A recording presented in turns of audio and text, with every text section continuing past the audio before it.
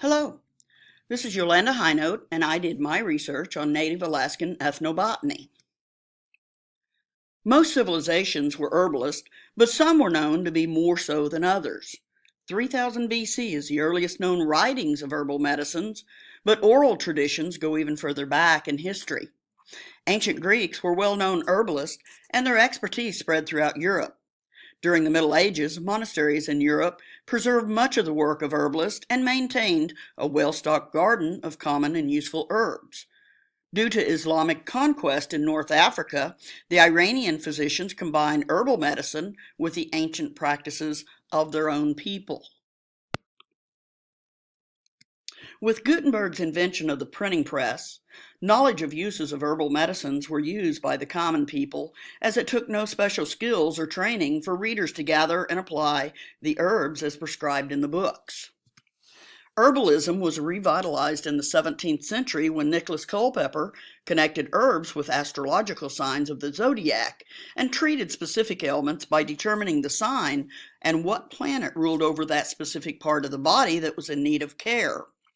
The foundations of herbalism were crushed when Virchow discovered cellular pathology in the 19th century, but has since reemerged due to the dangers and expense of current chemical medicines. Following herds of animals, people began to arrive in Alaska via the Bering Land Bridge up to 15,000 years ago. However, it was another 3,000 years before the migration of people began settling in Alaska.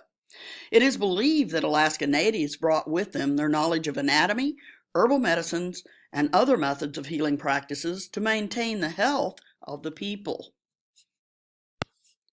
With the presence of the Europeans and the purchase of Alaska by the United States, westernized medical people became important to health care of the indigenous people, especially during the period of time of the Black Death in the early 1900s, where the indigenous people were challenged with epidemic diseases. Shamanistic beliefs and practices that were brought to Alaska centuries ago were now discouraged by the Western churches, educational, and government groups. As a result, residential schools were created to civilize the native children by removing them from their villages, then taught the ways of the Western world, and then returned back to their villages. As young adults, they had no training from elders of the culture and traditional ways of the village. This had a negative effect on their ability to become contributing members of their family and community group, and they became parents without guidance and direction to the beliefs and the ways of their culture. This laid the foundation of the emergence of many of the social and psychological problems causing death and disability in the villages. Behavioral-based health problems are the leading cause of death and disability in Alaska. Violence, accidents, suicide, homicide, and alcoholism are the number one killers in Alaska today. Alcoholism is the number one health problem. With the rise in cultural pride and the trend to immerse the youth of the villages back into the traditional ways, a reemergence of traditional healing practices is on the rise also.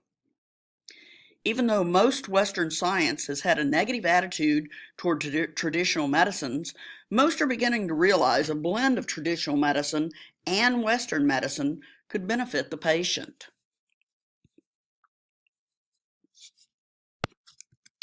Ernie Benedict, a Mohawk elder, said that the difference that exists is that the white man's medicines tend to be very mechanical.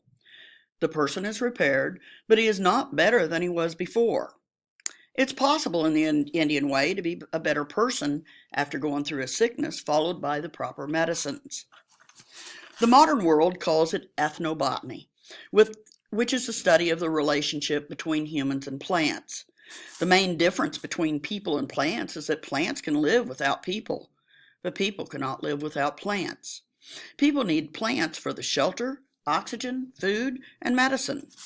Over time, traditional healers have learned how to use plants through oral tradition, trial and error, and observing animals on how they use plants. Disease is seen by traditional healers as being directly related to a person's lifestyle, personality patterns, and body constitution, and the purpose of treatment is to reintegrate the person with the harmony of nature. We've heard it takes a village to raise a child. This can be applied to traditional healing to make things whole with a sense of people, cultures, and commitment. The Alaskan Native Health Service has been studying how to build a relationship between traditional and contemporary medicines, realizing that the contemporary approach is more of a linear system and has been very successful in developing techniques and treatments for various disorders, but has the need to control all treatments for success. Morgan symbolizes contemporary medicine as a square. Traditional medicine embraces any practice that is proven to help in the healing of an individual, the family, the community, whether it be spiritually, medicinally, or other methods. Morgan symbolizes traditional healing as a circle. Now, to place the circle, or traditional healing, in the square, which is contemporary medicine, could result in changes of traditional healing, since contemporary medicine needs to be in control. However, placing the square inside the circle enhances both contemporary medicine and traditional healing practices, and this creates a partnership with the ancient art of traditional healing. They drew a square that shut us out, but love we had and the will to win. We drew a circle and let them in. In 1991, the Alaska Native Health Service developed a survey to study that Native healing practices had or does exist. In 1995, they incorporated workshops and conferences to help break the barriers between medical practices and tribal medicines. They also began to include other integrative medicines from the Asian and African origins. By 1996, the traditional healing program by ANHS was expanding as it combined with what had been developed at the Alaska Native Hospital. The plan was to incorporate ideas of traditional healing into the medicinal and mental health programs that would enhance the healing of the people in the community. In 1997, Rita Bumstein was invited to join the traditional healing program. Rita is a Yupik elder that has practiced herbal medicine and energy-based healing since childhood. She became the first certified traditional doctor in Alaska. By the fall of 2000, she was joined by Lisa Dolchak. With Lisa's help, the Alaska Native Traditional Healing Garden was filled with medicinal plants native to Alaska. Being Yupik, Rita learned at the early age to have a deep respect for the land and the resources that were relied upon for subsistence. Because of this, she gained a knowledge of the plants and their harvest, which is intimately connected to the culture, and how the knowledge of the plants is connected to all of the other areas of life. When harvesting wild plants for use in herbal medicine, the Yupik have a few rules that they follow. Here are just a few of them. Share what you gather. Say Kiana after you pick them. Thank you. Bury a bit of your food where you pick them as an offering. Do not eat or sample if you don't know what the plant is. Talk to the animals. Tell them what you're doing. And if some drops on the ground, say, grow next year. From 2008 to 2012, elders from across the Yukon-Kuskokwim region were brought together to discuss plants of the region that are used in medicines. They came up with a list of 120 Central Yupik plants, with several having different names for the same plant due to the dialect differences. Finally, they ended up with 73 plant species in 30 botanical families, as well as 3 species of fungi, 2 lichens, and 1 algae. They also explained uses for the plants and the information about the harvest, preparation, and toxicity.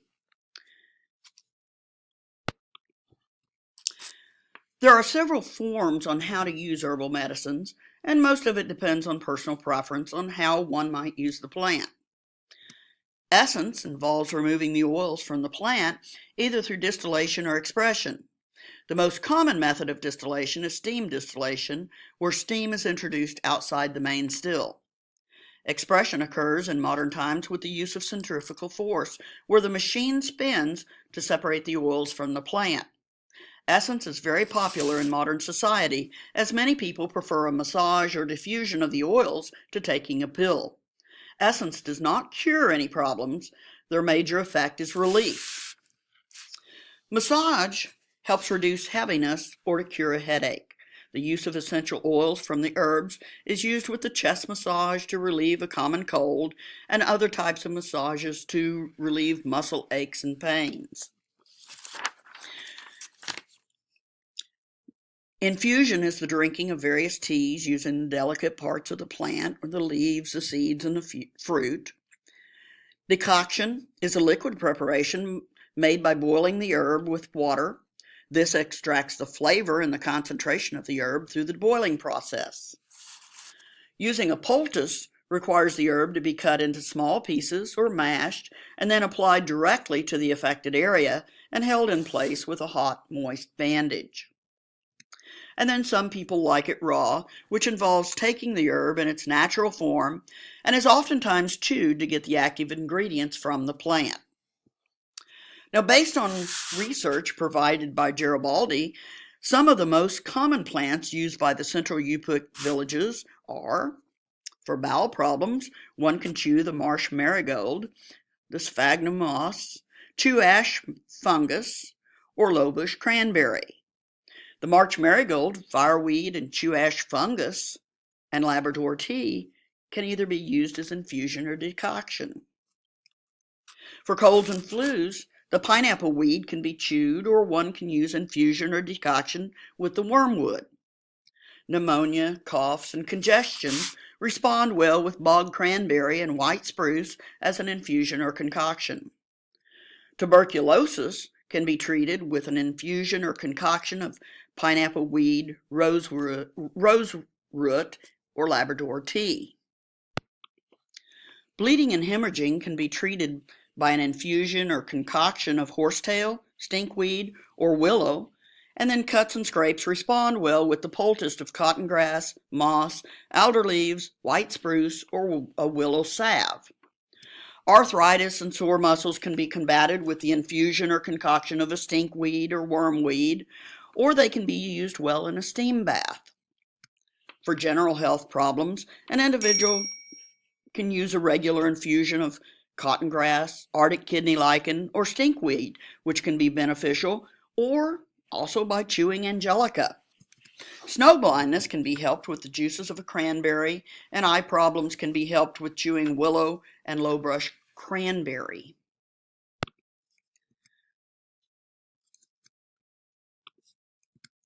Some believe traditional medicine is an unproven, inexact science, even though most methods have been successfully used for centuries.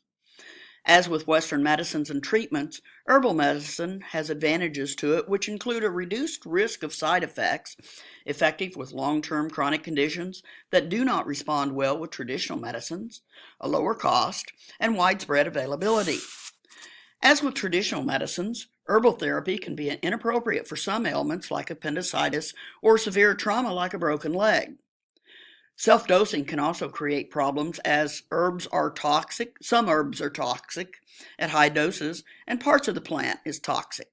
Improperly identifying a plant that looks like another plant can create a risk of a person poisoning themselves by using the wrong herb.